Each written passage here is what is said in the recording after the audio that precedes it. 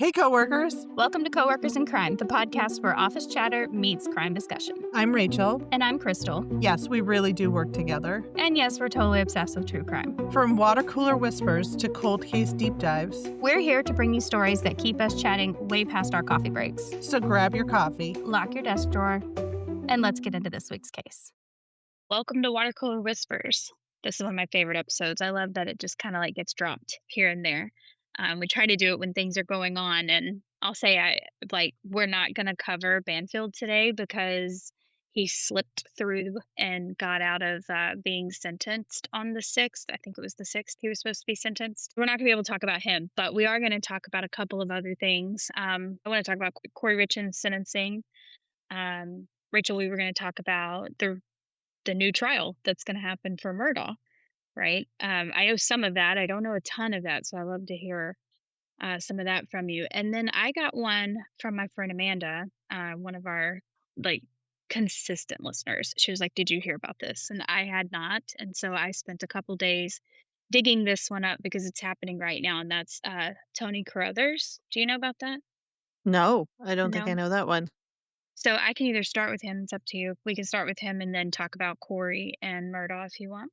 Let's talk about Kouri because I think that one's way up so there. Gross. Yeah. And I think that she got what she deserved, the life without parole.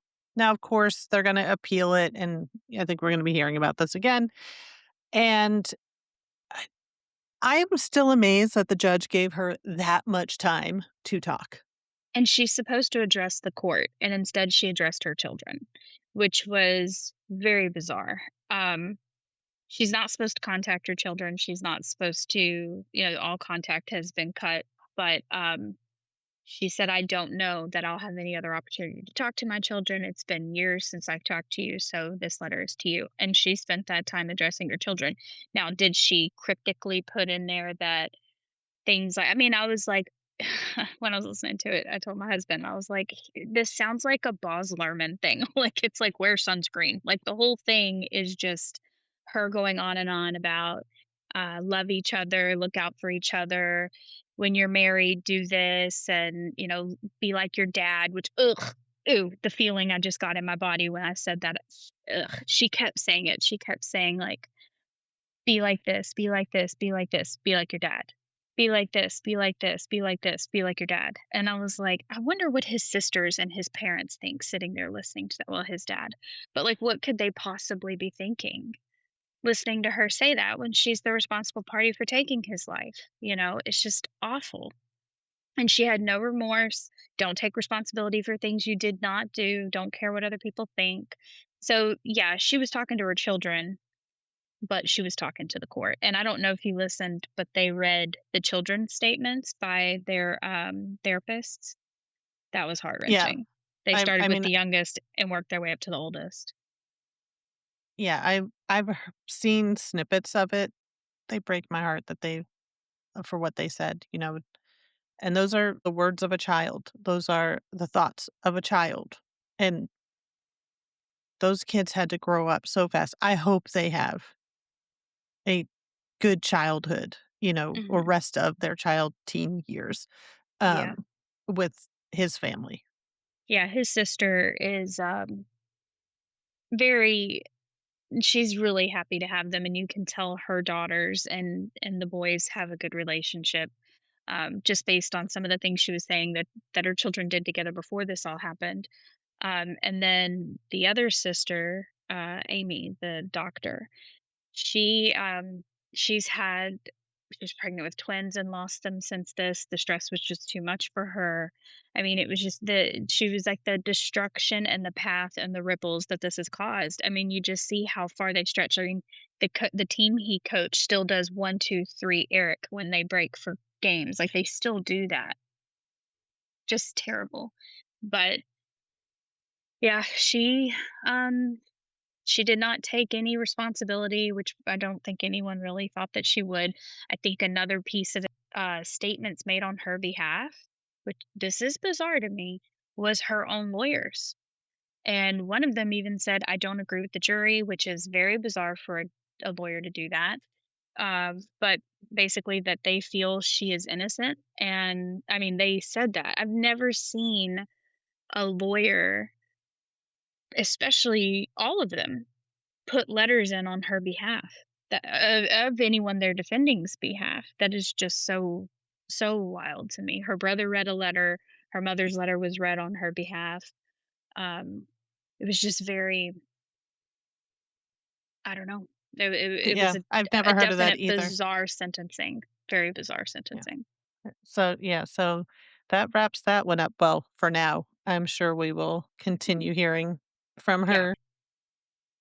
yeah. We will hear from her again, I am sure. Let's talk about Murdaugh. This one came out of nowhere for me. I don't know if you had this one on, like, the radar. This one I thought was, washed, dried, put away, and we were never going to hear the name again. But here we are. He gets a new trial because the jury, Was tampered with. this tampered with. Mhm. I feel like you don't Well, hear I about saw these her things very trial. often. Yeah, I saw her trial. I saw her she pled. I mean, I don't know if you'd even really call it a trial, but she basically just said, "Yeah, I did. I was writing a book and I said these things and that influenced them." And basically she was kind of apologetic about, "I'm sorry that it influenced them. I wasn't intending to," and whatnot. But I did see that. But his retrial, I guess once she admitted it in the background, that's just been happening for a while. I did not anticipate that that's what I'd be reading this week. I was like, "What?" Like, I know when it got I was like, "Are you kidding me right now?" I was I flabbergasted, don't that's wanna for go sure. through that one again. I will watch the whole trial again because 'cause I'll tell you, like, the last time I watched an entire trial more than once was Karen, and, they were very different. So I'm curious, and I really think your second trial, like, we've all learned so much, like, everybody know, and they've had time to find more evidence. So, I mean, really, I feel the second trial is stacked against you, and as a lawyer, I'm sure he knows that, but it's a chance. So He's gotta take it. Yeah. I mean, he's not getting out of jail. He is in jail for his the financial crimes are keeping yeah. him there anyway. He just doesn't wanna be blamed for this, and I don't believe for a second that he didn't do it. Not after everything from the audio that they had on the voicemail and stuff like there, and his phone and the tracking, and I just don't know how he thinks with all the lies he was caught in that this is gonna get anywhere. But I am open to watching a second trial, and I will watch it again. Yeah. I It'll didn't be have one on interesting the to see docket anyway. how how this pans out. Yeah, we didn't have one upcoming. It'll be interesting to see how this one pans out with, with everything. Because again, you don't hear about retrials all that often. Like I said, when they announced it, I was like, "Is this, like, old news and I missed something?" And they're, "Nope, it was happening this week." It had been going on in the background, I think. Like I said, once she Well, I think admitted. appeals take Yeah, a while anyway, so yeah. I knew it didn't just happen and that they'd probably been working on it, but still crazy. Right, so what is this case that you have that I have never heard about? So, yeah, Tony Carruthers. This case is one of those death penalty cases where people are now arguing that they're maybe executing someone, that there are major questions that are still just not resolved, or that he was innocent. I think I know this one. Is it his boss that he was accused of killing? No, uh-uh. Oh, that's another one then. I Yeah. just saw that one. Which I Okay, think go ahead. and this is why I wanted to tell you about it, because this one's actually happening now. So it was a good for a water cooler whispers, like, it's happening this week, like, right now happening. What's wild is this one starts in '94, so back in February. It's in Memphis. 3 people disappeared. Marcello Anderson, or I get Marcellos is how you would say his name, Cello Anderson. His mother, um, Deloise Anderson, and then Frederick Tucker. So prosecutors say that these are tied to a robbery and drug activity. And according to the state, Tony and others kidnapped these victims, tortured them, killed them, and buried them beneath another grave at Rose Hill Cemetery. So here in this next part, that I wrote out all the details, and then I had it like cleaned up a little bit for me. But the details are that they were buried alive. This is what the prosecutors say, that they were Oh, buried alive, and that, I think that part is what really triggered and horrified people, and it was a huge emotional centerpiece during trial that they kept bringing this up. So, they found the bodies a week later. They were buried underneath an actual coffin in a cemetery plot. They exhumed them, and another casket. They exhumed that one, and then another casket was recovered with the victims. So, um, investigators focused on him and two other men. One co-defendant died before trial. Another co-defendant, James Montgomery, eventually cooperated, and Carruthers was sent to jail in '96. But here's where all the controversy kind of begins: is that he was repeatedly clashing with attorneys and the judges, and eventually the judge would force him to represent himself for major portions of a capital murder trial, which is unbelievable to be pushed to not only defend yourself, but defend yourself during a capital murder trial that death penalty's on the table like that. If you are not wanting to defend yourself and you're looking for a lawyer, that's pretty crazy. What's really interesting is I'll pin it in the notes, but I found an interview with him just from 2 weeks ago of him doing in a podcast. He did an interview, and ugh, it's like the whole point is innocent or guilty or whatever. When you look at the justice system, and this is why I like watching trial, is he deserves a fair trial. You cannot execute someone without the government consciousness knowing it was done completely right. I will fight for that for sure. Do I know every detail of this case? No. But if he is, apparently it's pretty clear that there is some big holes in this. And according to his story, which of course, according to his story, but so the prosecution argued that he knowingly waived counsel and was intentionally disruptive. But either way, imagine yourself facing the death penalty alone. So it makes it an uncomfortable piece of fairness of process. So in '96, he's convicted to death, but over the years, cracks have started to appear in the case. So just that part there, like, what are your thoughts before I start telling you all the things that direct What I physical evidence is gapping? Well, what I find wild is that, you're bringing this case, and then I literally just yesterday read about another death row inmate who's getting a new trial. He's been on death row for 30 years. He has had multiple execution dates. He's had his last meal, but I think it was 3 times, Oh my gosh, and how gotten a torturous in itself. last minute stay of execution. And he's been in jail for 30 years. Um Yeah, it's just so the fact that What's you're his bringing name? this case, his name is Richard Glossip. Yeah, we need to Um, go through those. I Maybe need we to go should through pull this one these because 2 yeah, maybe we do these 2 in like their own dual episode case, because yeah, like, it was just wild to me when I was reading this, because I know you always hear about, like, those last minute stays of execution that people get, but yeah. do you how many times have you heard when someone gets more than 1, let alone 3? And so, yeah, so he is getting a new trial, and he actually could get out on bond, while he awaits the new trial. Wow. It is There you I can didn't imagine know the to holes for that to happen. The well, holes so I'm to like allow bond on someone who's been on death row all this time, there's gotta be some and big holes there for a judge to well, allow that. and my other thought was how much life has changed in 30 years, and now this man's gonna be out and, what an adjustment. That's This is 30 wild. years So, too. This is 32, it started in '94, so 32 years, this is like these are very yeah, similar parallels. yeah, this is 1997 was his original was the crime date, the murder of the motel owner. Yeah, so I think, yeah, we're gonna have to deep dive We into need these to, 2 yeah, because we should. this baffled me when I was reading it yesterday, and it So just the popped up on my first phone, so Yeah, well, in this one, like I said, Amanda sent it over and was like, have you looked at this?" I was like, I had not even seen it." But this was the first thing is that there was reportedly no direct physical evidence tying him to these murders. No DNA, no fingerprints, no forensic evidence placing him at the scene. Instead, they relied heavily on witness testimony and jailhouse informants.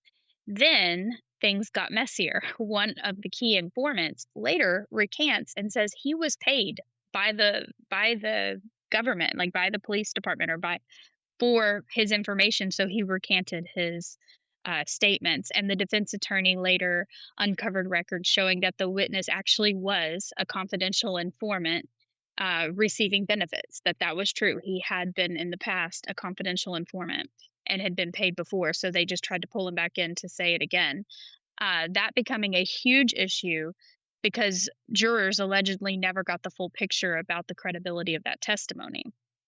So then another big piece of the original case starts to unravel, the buried alive claim. So years later, forensic experts challenged the medical examiner's conclusions and said that there's no reliable proof that the victims were buried alive, that they were alive when they were buried. And that matters because several jurors later reported that it was that detail that influenced their decision to choose death instead of life in prison. So, all that to say, now comes the biggest twist of the entire case. So I know that, like, oh, and here comes a new one. But this There's one, more. yeah. Oh, wait, there's more. Carruthers' co defendant, James Montgomery, eventually got relief from his own death sentence, accepting a plea agreement, and was later released. But after that, Montgomery reportedly, allegedly, is what they're telling investigators that he wasn't even there, that it was someone else, and he gave a name for that one, which I'm not gonna give that name because I don't know what's happened with that, but from the understanding is since his release, he's not only said that Tony wasn't even there, but he already gave the name of the person that was and gave the person up. So, defense attorneys began demanding modern DNA testing and fingerprint comparison for some of the old evidence from the crime scene. And they argue that some fingerprints and biological evidence never even matched to Carruthers that they did find. So it's all this mess. So I'm just going to give you a quick timeline. So now I want to tell you like why this is relevant in a watercolor whispers and not like why aren't we talking about this another time? It's relevant today because April 22nd, Tennessee courts denied another request for additional forensic testing and appeals relief. On May 1st, defense attorneys filed an additional emergency request arguing that the state should not proceed with execution until all available DNA testing is complete. On May 8th, advocacy groups and anti death penalty organizations publicly intensified their efforts and began pressuring Governor Bill Lee to intervene. As of right now, Tony Carruthers remains scheduled for execution on May 21st. That's less than a week away. His attorneys are still fighting for clemency, emergency stays, and additional forensic review. So if they're arguing that, look, his conviction has survived all of these other appeals and things that you've done, there's no reason to do this. But imagine all of this resting on a trial that he defended himself in. So how how many things and how many appealable moments must have been done in that because he was defending himself. So I mean, it just yeah, so would love to hear your thoughts on this. Like this is happening now.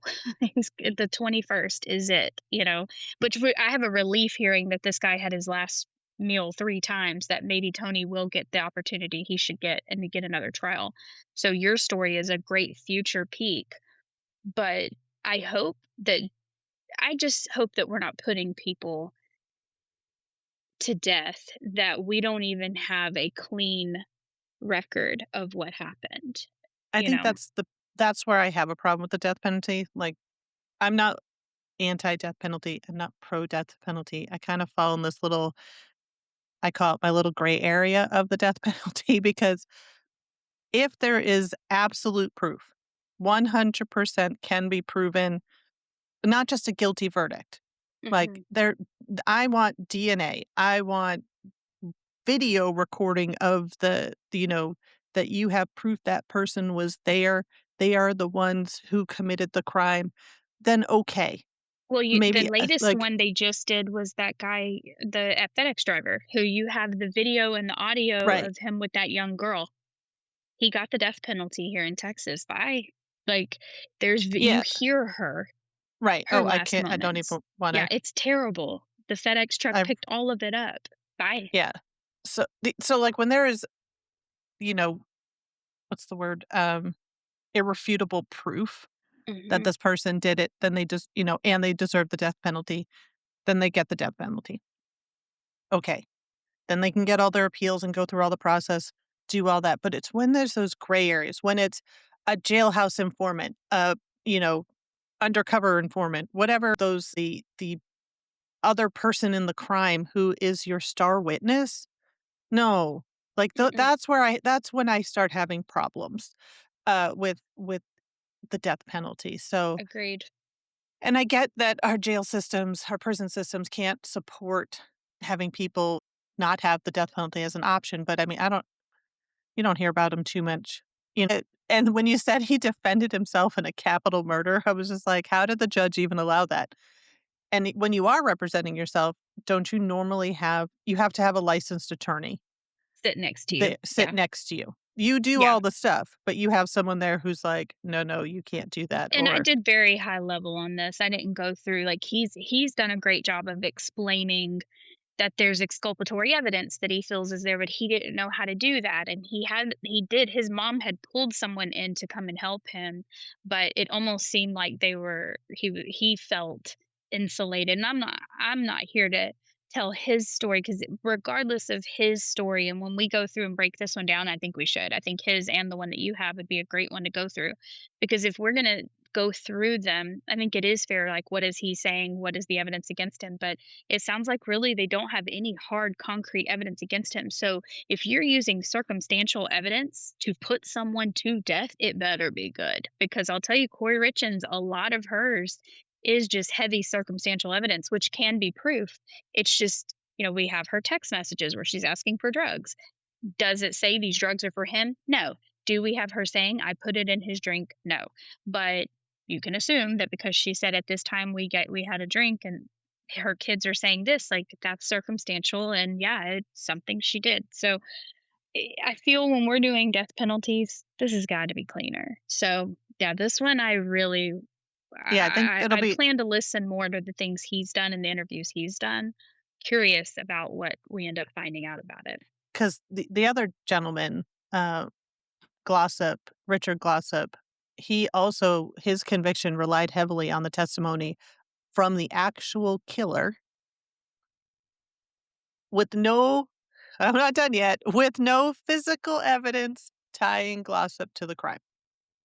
Eye rolls. We really got to Yeah, start doing these we visually. need videos. Yeah, we need Yeah. videos because That's our ridiculous. Can you yeah, imagine the actual person being the one that mm-mm. and that person got life in prison without parole, Yeah, it's like this guy who and the guy who says he did do it and cooperated is saying not only did this guy not do it, here's who did yeah, do so it, and he's already out and already served his time and he did do it, but this one's getting the death penalty and has said he's innocent from the beginning.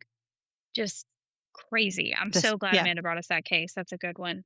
That's a So good I think one, we should talk and about I it. find it very odd that this other one, like, popped up in my feed yesterday. I was like, "No way." Like, Yeah. how often do you hear about death row cases getting, a new trial? Overturned like that. You Mhm, don't and a new hear about it. trial. Yeah, And it'll be his 3rd yeah, trial.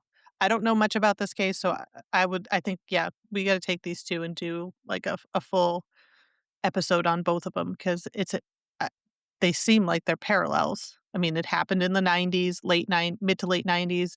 We're talking about it 30 years later. They were both on death row, and now they're getting new trials. Well, yeah, and your guy might Tony, get a new trial. I hope he does. I mean, I think it's only fair that all the evidence come out, and if you lack of evidence is there, guess whose fault that is? You know, if it doesn't work for the worst of us, it can't work for the best of us, and this one scares me because if this guy does is gonna be put to death and there's no true evidence holding him there, and the person who admitted it is saying he wasn't there and is already out for serving his time, but we're gonna put this guy to death, that doesn't sound right on any level to me. Right. So, I mean, Yeah. unbelievable. So, Yeah, these will yeah, be interesting to follow, that's for sure. it sure will.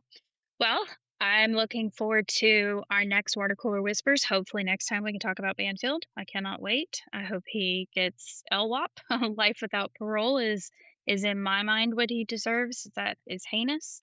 Kouri Richins, we can now put to bed for a while. Maybe come back to it if she starts doing. I know she'll appeal. It's an automatic appeal, but maybe that can be the last we talk about her for a while. Um, so Yeah, we'll keep following these. yeah, we definitely will. All right, bye, coworkers. Bye, coworkers. that wraps up this week's episode. Thanks for listening, whether you're at your office, at your home, or somewhere in between. We're glad you're here. Don't forget to subscribe so you never miss an episode. Like what you heard, leave us a review and share it with your coworkers. Got a case you want us to cover or office drama that feels criminal? Send it to us at coworkers.crimepodcast@gmail.com or check the episode notes for all of our social handles. Until next time, coworkers. Stay curious, stay safe, and stay caffeinated.